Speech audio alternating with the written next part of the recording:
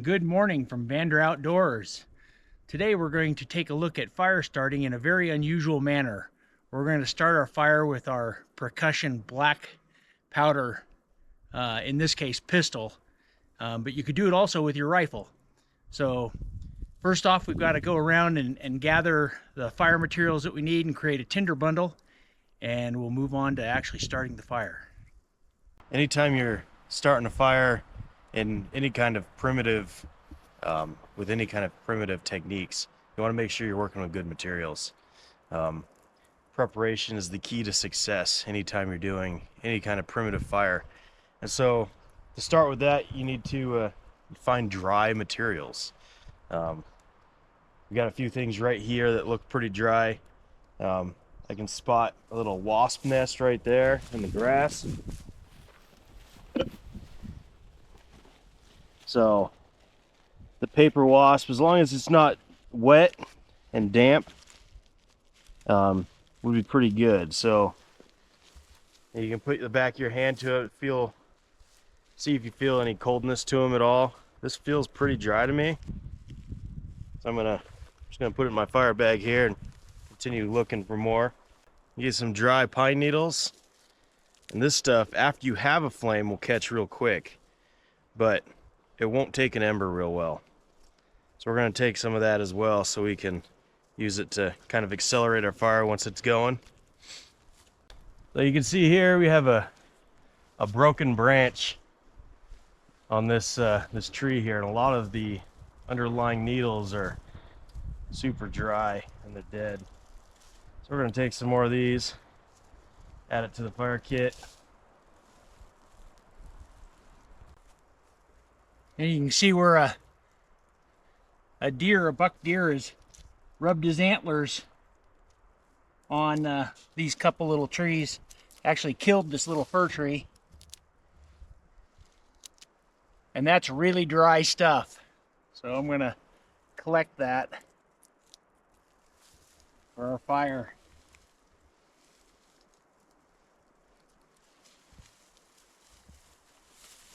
And of course, we're going to need little wood. Once you get your tinder bundle started, you're going to have to build your fire. You don't want to throw big stuff on it right away. It'll put it out. So you want to gradually feed your fire until you have a good fire that will take your bigger wood.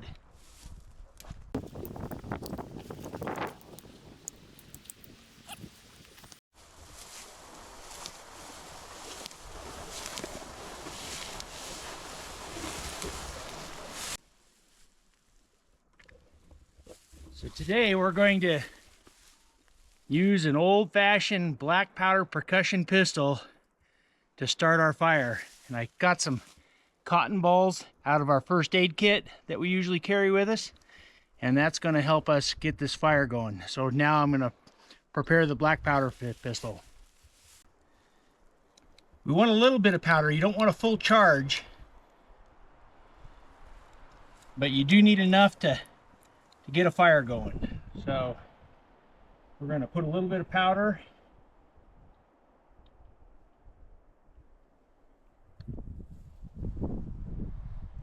in there, and we're going to take just a piece of this cotton ball, not the whole cotton ball, and we're going to feed it down in there. And the secret is you just can't lay it in there. You've got to actually pack it down. So we're going to pack this all the way down.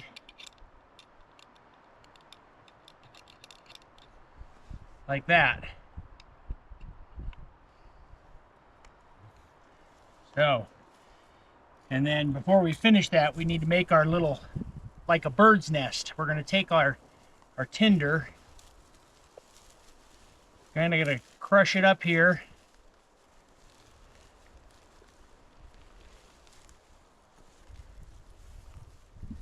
Make a little hollow in there that's going to catch our cotton ball.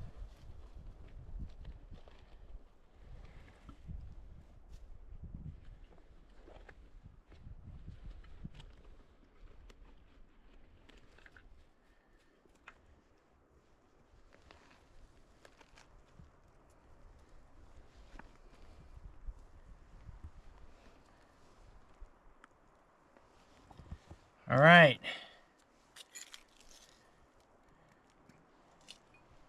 Get out a percussion cap.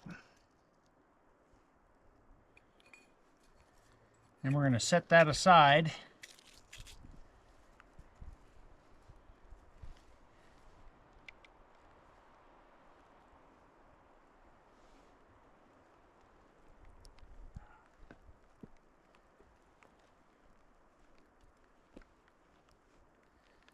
All right. Let's make sure our bird's nest is all ready to go.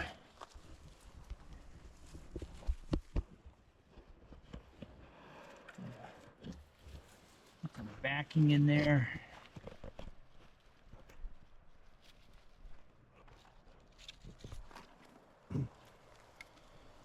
All right.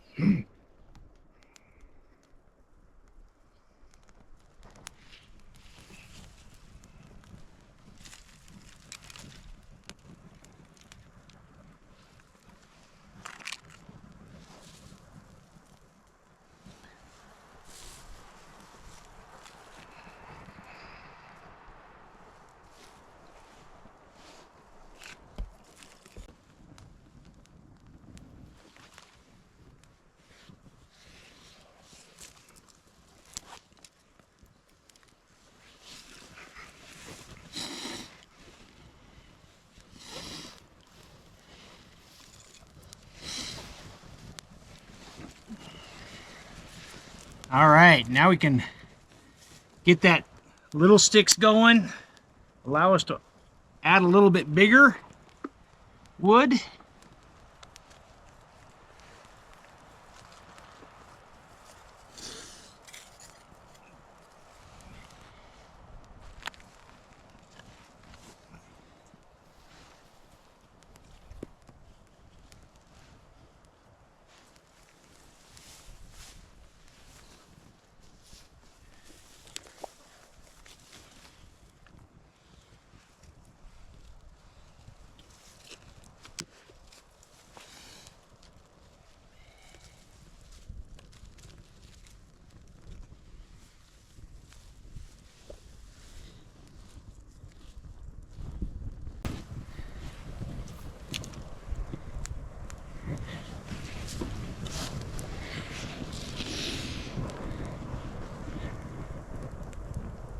Very successful. We wanted to show that you could actually do it, start a fire. When we go out, even black powder hunting, we normally carry, other methods of starting a fire like a lighter. But a lot of times your lighter can run out of fuel, or the striker could not be working. Could get damaged in a fall. So this is another way you could start a fire if you're black powder hunting in the backwoods.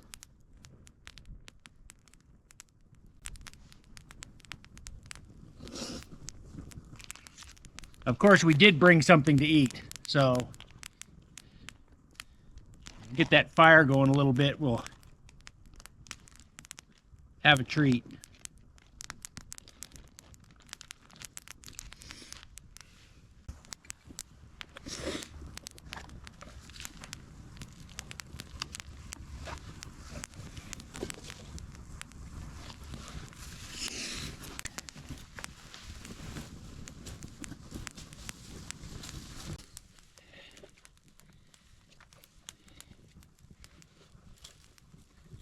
Have to get your stick that you can roast your sausage on. This is just a little piece of this bush here. It happens to be what's called mock orange or mock Lewis orange. It was a plant that has a white flower that looks a lot like the orange flower from orange trees. And when Lewis and Clark did their expedition through Montana, they discovered this plant and they called it the Lewis mock orange.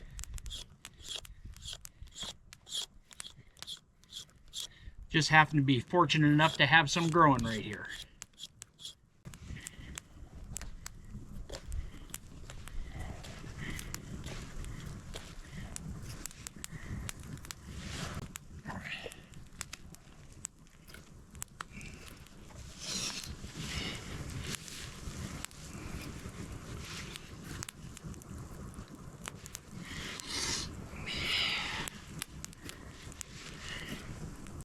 Hey Tom, I see you've got some bear claws on the rim of that hat. Is there a story behind that? There is. So this very unfortunate bear decided he was going to try to steal a deer I had hanging in the garage during hunting season. And I heard a commotion outside and looked out the window and I saw this shadow go behind the garage. And so I grabbed my rifle, I went outside, and as I turned the corner around the garage, here's this black bear standing there. He's actually quartered away from me like he's going to walk away. And I normally would have just let him go, but that bear decided he was going to turn around and take a step from me. Well, here's the story. When I turned the corner and saw him, he was only 10 feet away. And by the time he turned and took a step towards me, he was even closer. And I decided, nope, you're not getting any closer to me. And so he died of lead poisoning. Turns out that, you know, black bears normally don't want to confront people. They tend to go the other direction. But this particular bear didn't. And there was a reason. About 2 weeks after that, the Fish and Game actually fined a person that lives a couple miles from us that had been feeding the bears. So this was one of those bears that had been accustomed to people feeding them. And those bears can be really dangerous when they get used to people. You know, they're powerful animals. It doesn't take much for a bear to hurt a person. So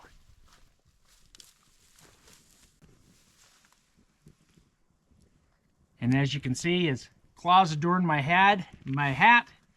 The meat went to a good purpose, and the bear hide is sitting in my living room. So even that one didn't go to waste.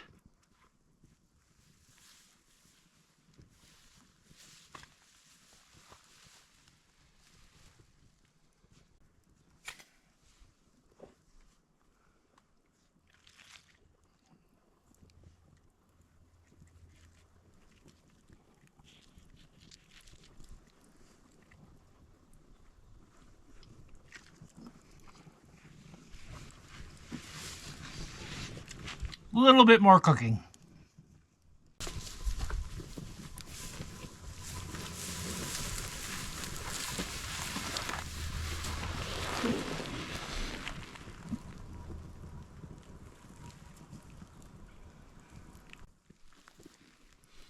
It's raining on us. A little liquid sunshine.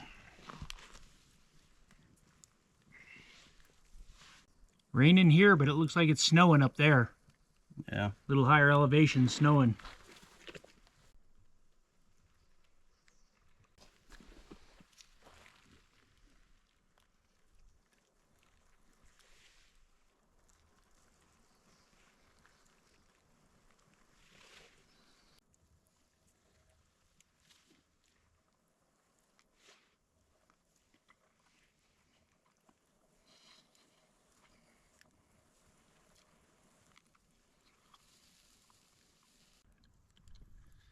So we're sitting here surrounded by ponderosa pine trees.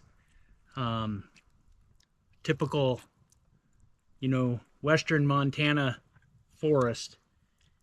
And the ponderosa pine tree does not get enough credit for some of the things that it can do for us. The pine needles are chock full of vitamin C. And if you're out and you wanted something hot to drink, you can always just put some of those pine needles in some water and boil it, and have a refreshing cup of tea that's full of vitamin C. And the other thing is the pine sap. We've used it, you've seen us use it as a fire extender, but it's also a great first aid item. If you get cut or scratched when you're out in the woods, you can just simply go find some fresh pine sap, you take it and you smear it on that cut. Not only does it help seal it and protect it from the elements and the dirt and everything around, but it also acts as an antibacterial. So, ponderosa pine, another great plant that grows everywhere and doesn't get enough credit. Sounds like yours getting hot. Sizzling inside.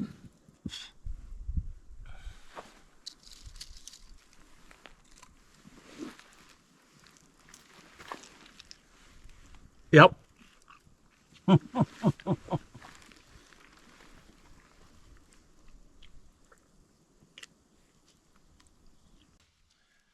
Thanks for watching.